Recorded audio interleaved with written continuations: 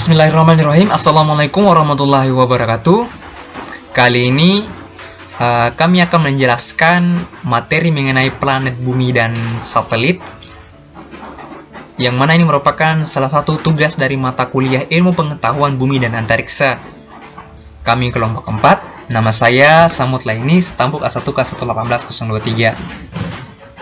Jadi kali ini saya akan coba menjelaskan submateri mengenai bumi, bentuk dan ukurannya.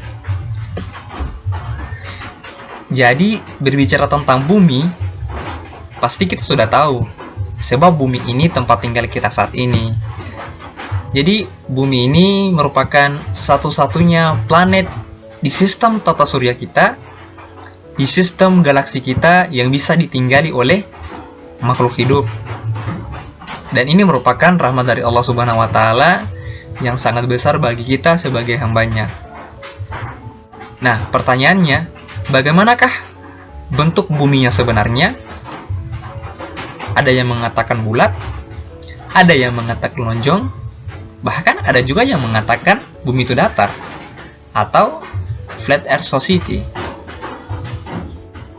Jadi, berdasarkan kesepakatan ilmuwan di The International of Union of Geodesy and Geophysics, bumi itu memang bentuknya bulat berdasarkan kesepakatan ilmuwan kita. Sebab hal ini juga didukung oleh fakta-fakta yang ada. Misalnya saja, ya, ketika kita mengamati matahari terbenam, kita akan melihat kondisi di mana yang awalnya cahaya dari matahari itu sangat terang, kemudian lama-kelamaan akan meredup. Sebab di sisi lain, bumi berputar pada porosnya, bumi pun berputar mengelilingi matahari. Dan ketika bumi berputar mengelilingi matahari, maka bentuk bumi ya tentunya pasti bulat. Sebab jikalau bumi itu datar, bagaimana bumi bisa berputar mengelilingi matahari? Sehingga ya ini tentunya menjadi fakta-fakta ataupun bukti yang mendukung bahwa bumi itu memang bulat. Kemudian ada juga Magelhaens tahun 1522 menyatakan bahwa jika kita berlayar terus ke satu arah, maka kita akan kembali di tempat tersebut. Jadi Magelhaens ini berlayar dari pelabuhan Kota Raha, misalnya mengarungi Samudra Hindia, Samudra Antartika, dia akan kembali ke pelabuhan Kota Raha lagi. Sebab ya kembali ke tadi, bumi itu bulat. Kemudian jika kita juga berdiri di pelabuhan misalnya, atau kita akan melihat kapal yang tampak terlebih dahulu itu benderanya, kemudian nanti tiangnya, lalu kepala kapalnya, sampai pada tubuh kapalnya secara utuh. Hal ini tentunya juga mendukung bahwa bumi itu bulat. Ya, jadi karena kita tahu bahwa bumi itu bulat, maka ukuran bumi itu sebetulnya seperti apa? Ya, jadi berdasarkan perhitungan yang sudah dilakukan oleh ilmuwan-ilmuwan kita dan dengan persamaan-persamaan yang sudah dijabarkan, bahwa bumi itu memang memiliki jari-jari polar itu 6.357 km, kemudian jari-jari ekuatornya itu 6.378 km, dan jari-jari rata-ratanya itu 6.371 km. Dan memang planet kita ini berada ketiga dari matahari, dan memang planet kita ini memiliki posisi yang ketika menerima cahaya matahari tidak terlalu panas atau tidak terlalu dingin. Sehingga itulah kenapa Allah itu memang betul-betul menganugerahkan rahmat kepada hambanya, sehingga kita bisa menikmati tumbuh-tumbuhan, tanaman-tanaman, ataupun hewan yang hidup di bumi. Jadi ukuran bumi kita itu Berdasarkan persamaan ini, volumenya 1,08 kali 1012 km kubik. Jadi luar biasa lah bentuk volume bumi kita, sangat besar ya. Jadi hanya ini materi dari saya. Selanjutnya akan dilanjutkan oleh teman saya. Bismillahirrahmanirrahim. Assalamualaikum warahmatullahi wabarakatuh. Perkenalkan, saya Cina Marila. Di sini saya akan melanjutkan materi tentang umur bumi. Sampai dengan saat ini, belum ada peneliti satupun yang mengetahui awal pembentukan bumi secara pasti. Beberapa teori yang digunakan sebagai pendekatan untuk mengetahui umur bumi ada 4, yaitu yang pertama teori sedimen, yang kedua teori kadar garam, yang ketiga teori termal, dan yang keempat teori radioaktivitas. Yang pertama yaitu teori sedimen. Dalam teori sedimen didasarkan pada perhitungan tebal lapisan sedimen rata-rata yang membentuk batuan, yaitu dengan mengetahui tebal lapisan rata-rata yang terbentuk setiap tahunnya dan dibandingkan dengan tebal sedimen yang ada di bumi saat ini. Dengan cara ini diketahui bumi kita telah berumur 500 juta tahun.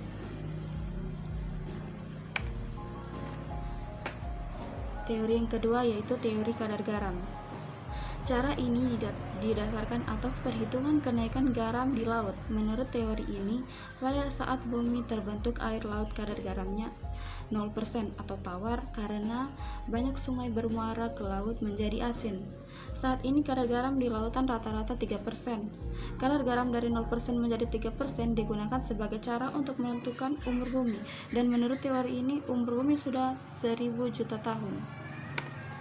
Teori yang ketiga yaitu teori termal. Menurut teori ini, pada saat bumi terbentuk merupakan batuan yang sangat panas dan arena bersentuhan dengan udara yang suhunya lebih rendah. Maka batuan tersebut mendingin dan membeku seperti saat ini. Seorang ahli fisika dari Inggris yang bernama Kelvin menduga bahwa batuan panas seperti saat bumi terbentuk dan menjadi dingin seperti saat ini memerlukan waktu 20.000 juta tahun. Yang keempat yaitu teori radioaktivitas. Dalam teori radioaktivitas adalah salah satu teori dalam mengukur bumi. Teori ini didasarkan pada penggunaan parameter peluruhan unsur radioaktif. Umur bumi diukur dalam perbandingan antara kadar unsur radioaktif dan unsur peluruhan pada satuan batuan. Berdasarkan teori radioaktif ini dapat dijelaskan bahwasanya unsur suatu batuan dapat ditentukan. Oleh karena itulah, berdasarkan pada teori ini pula bumi dapat diperkirakan memiliki usia 7.000 juta tahun yang lalu dari terbentuk sampai dengan usia bumi pada saat ini. Dalam penjelasan mengenai teori-teori yang dipergunakan dalam pengukuran bumi dari terbentuknya dapat dijelaskan bahwa setiap pendapat memiliki kelebihan dan kelemahannya. Oleh karena itulah, sampai saat ini tidak ada satupun yang dianggap valid. Dan cara pengukur bumi yang katanya bisa dilihat usianya hanya sebatas gambaran ilmiah dari teori pembentukan bumi yang ada. Demikianlah materi yang dapat saya bawakan, lebih dan kurangnya mohon dimaafkan. Wassalamualaikum warahmatullahi wabarakatuh. Bismillahirrahmanirrahim. Assalamualaikum warahmatullahi wabarakatuh. Perkenalkan, saya Nur Hidayat Sri Saputri dari kelompok 4. Saya akan melanjutkan presentasi dari teman saya tadi, di mana saya akan menjelaskan mengenai rotasi bumi. Langsung saja, rotasi bumi yaitu peredaran bumi mengelilingi sumbunya atau porosnya. Lama proses peredaran bumi yaitu selama 23 jam, 56 menit, dan 4 detik, yang dimana dibulatkan menjadi 24 jam atau biasa kita kenal dengan 1 hari.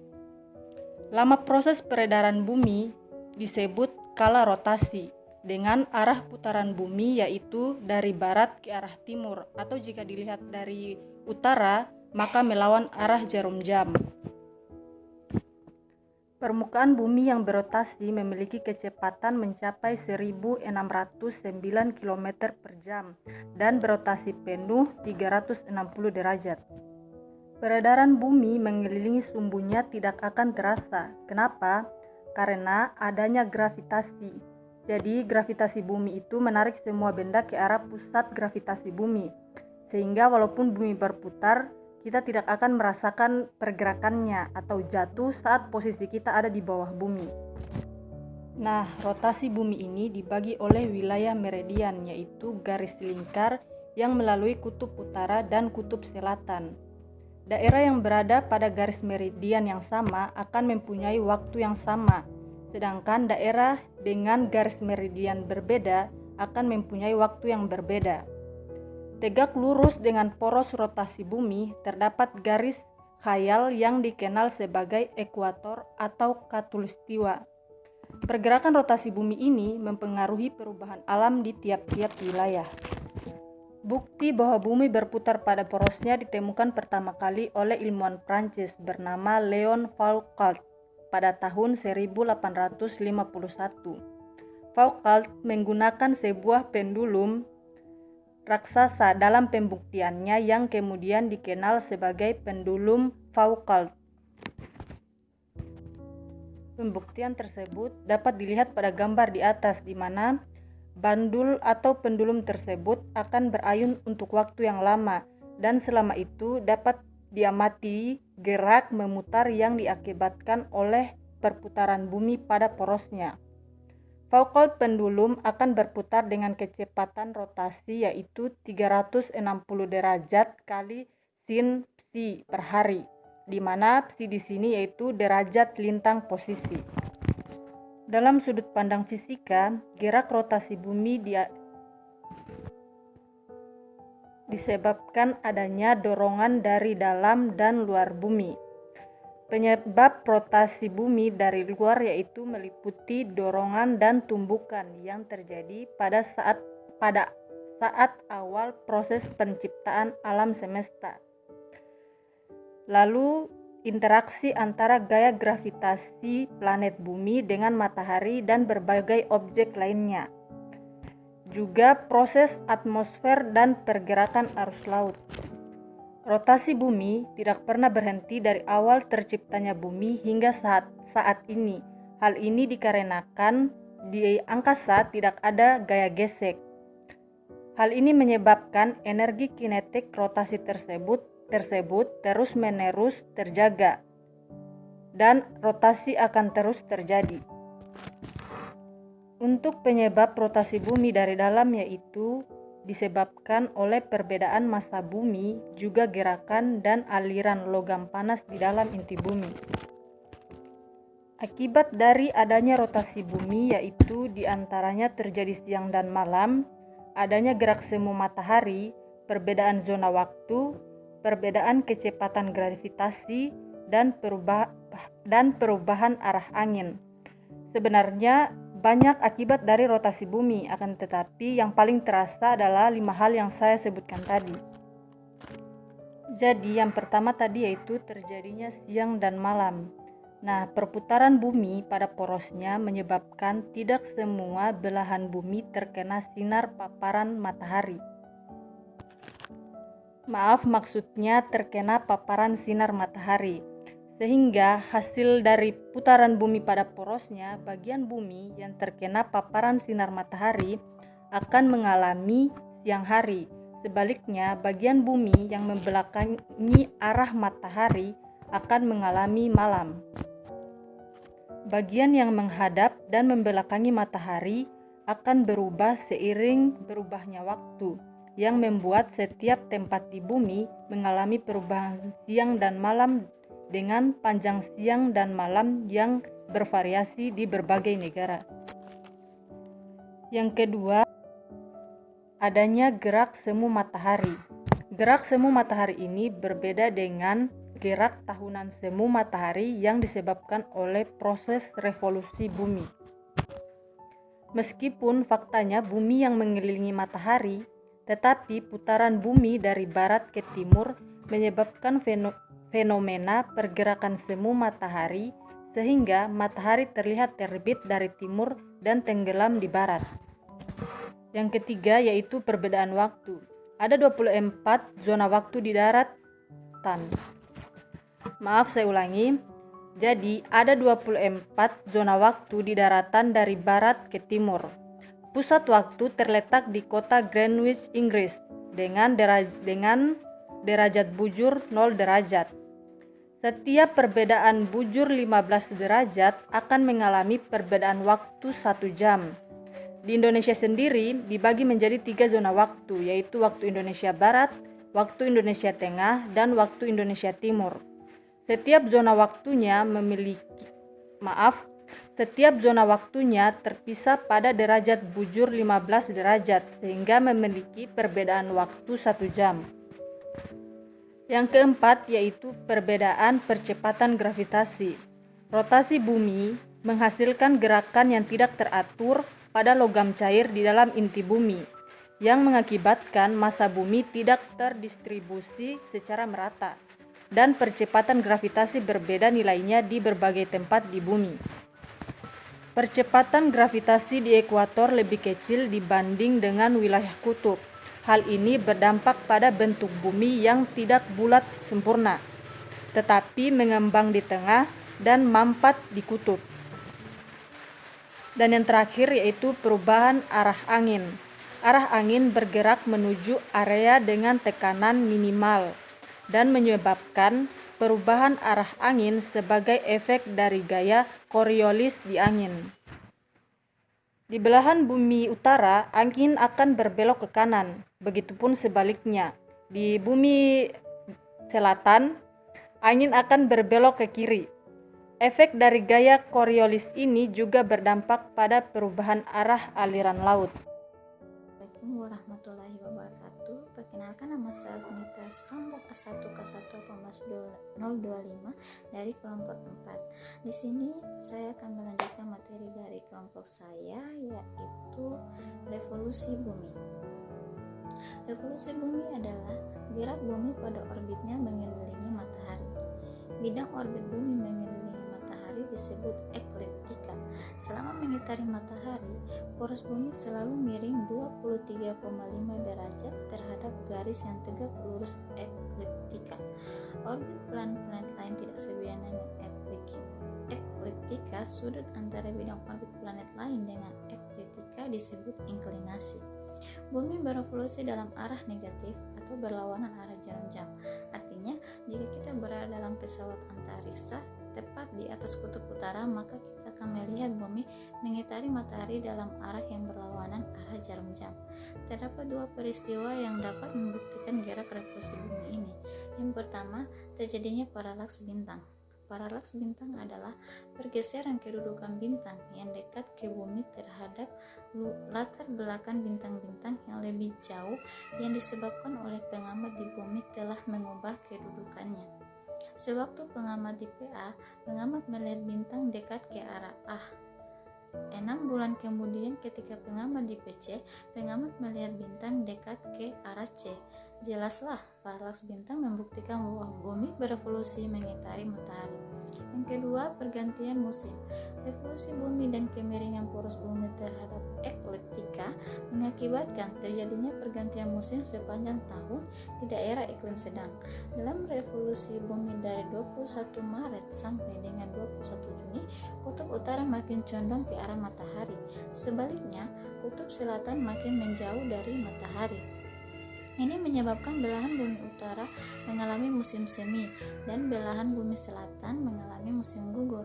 Pada tanggal 21 Juni, matahari berada di GBU dan kutub utara menghadap ke matahari. Belahan bumi utara mendapat pemanasan lebih besar dari belahan bumi selatan, sehingga di belahan bumi utara mengalami puncak musim panas dan sebaliknya di belahan bumi selatan akan mengalami musim dingin. Sedangkan pada tanggal 23 September dengan 22 Desember, kutub utara menjauhi matahari dan belahan bumi selatan mendekati matahari. Dalam periode ini, belahan bumi utara akan mengalami musim dingin atau winter dan belahan bumi selatan akan mengalami musim panas atau summer. Demikianlah pemaparan materi dari saya. Lebih dan kurangnya mohon dimaafkan. Selanjutnya akan dibawakan oleh rekan saya. Assalamualaikum warahmatullahi wabarakatuh.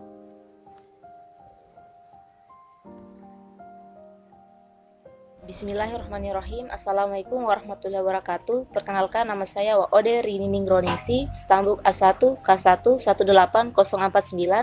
Saya di sini dari kelompok 4 dan akan membahas materi mengenai kemagnetan bumi. Yang pertama kita ketahui dari kemagnetan bumi itu dasarnya itu magnet. Magnet itu dia dapat menarik benda-benda berbahan magnetik atau benda yang mudah untuk dimagnetkan yang memiliki permeabilitas tinggi. Benda yang memiliki permeabilitas tinggi ini dia itu sangat mudah untuk ditarik oleh magnet, seperti diantaranya itu besi, nikel, kobalt yang dapat dikatakan sebagai bahan ferromagnetik. Seperti kita lihat pada gambar bahwa ruang yang ada di sekitar magnet benda lain itu sangat mudah dipengaruhi, di mana dia itu akan mengalami gaya magnetik jika diletakkan pada ruang yang di dalamnya itu dapat didefinisikan sebagai medan magnet atau dapat dikatakan juga sebagai flux magnetik, yang mana rumus dari flux magnetik yaitu P sama dengan B dikali A. P itu merupakan satuan dari Weber per meter persegi dan A ada luas permukaan, B itu adalah kuat medan magnet. Kuat medan magnet juga itu dapat disimbolkan sebagai H, atau H itu merupakan adalah suatu titik di mana sebanding dengan rapat garis-garis gaya dan berbanding terbalik dengan permeabilitasnya. Rumusnya yaitu H sama dengan B di per nu atau B sama dengan H dikali nu. Ada 3 aturan untuk garis-garis medan magnet. Yang pertama yaitu garis-garis medan magnet itu tidak pernah saling berpotongan atau bersilangan. Yang kedua, garis-garis medan magnet itu selalu keluar dari kutub utara dan selalu masuk ke kutub selatan membentuk kurva tertutup. Yang ketiga, jika garis-garis medan magnet pada suatu tempat rapat, maka medan magnetnya yaitu berarti kuat. Sebaliknya, jika medan garis-garis magnetnya yaitu pada suatu tempat yaitu renggang, maka medan magnetnya itu tempatnya berarti itu lemah. Seperti halnya medan magnet bumi juga memiliki kutub-kutub, yaitu kutub utara dan kutub selatan. Letaknya dekat dengan kutub-kutub bumi. Yang di atas eksosfera ada suatu daerah yang menunjukkan sifat-sifat magnetik bumi dan berinteraksi dengan arus radiasi matahari kosmopolar yang mengisi ruang antar planet yang disebut dengan angin surya atau solar wind, yang setelah sampai ke bumi akan berinteraksi dengan magnet bumi yang disebut dengan magnetosfera. Akibat interaksi ini, magnetosfera dia akan berbentuk menjadi seperti komet karena adanya hembusan angin surya tersebut. Kemagnetan bumi ditandai oleh 2 hal, yaitu ada inklinasi magnetik atau magnetic inclination dan deklinasi magnetik atau magnetic declination. Inklinasi magnetik itu adalah yaitu sudut inklinasi atau kemiringan antara jarum magnet yang terhadap horizontal, dan deklinasi magnetik itu adalah besarnya sudut yang dibentuk antara jarum magnet dengan garis bujur geografis baik di sebelah timur maupun di sebelah barat. Besar deklinasi ini dia itu berbeda-beda pada setiap magnet. Baiklah, itulah tadi materi yang dapat saya sampaikan mengenai kemagnetan bumi. Semoga dapat bermanfaat. Akhir kata saya ucapkan wabillahi taufiq wal hidayah. Wassalamualaikum warahmatullahi wabarakatuh. Bismillahirrahmanirrahim. Assalamualaikum warahmatullahi wabarakatuh. Perkenalkan, nama saya Umi Salam, Stambuk A1 K1 17103. Terima kasih atas kesempatan yang diberikan kepada saya untuk mempresentasikan hasil diskusi kelompok kami, yaitu sifat panas bumi. Bumi memiliki sifat panas dari luar atau external heat dan dari dalam atau internal heat. Panas dari luar bersumber dari pancaran sinar matahari. Besarnya panas yang diterima oleh bumi sekitar 1021 kalori setiap tahun. Penerimaan panas di permukaan bumi tidak merata, tergantung pada radian energi atau insolation dan beberapa faktor lain, misalnya distribusi daratan dan perairan, kedalaman, dan crustal relief, yakni tinggi rendahnya permukaan bumi, penyebaran tumbuhan, arus laut, dan pergerakan udara atau angin, serta ketandusan atau kegundulan suatu tempat. Faktor lain yang berpengaruh terhadap kemampuan penyebaran panas matahari adalah jenis batuan.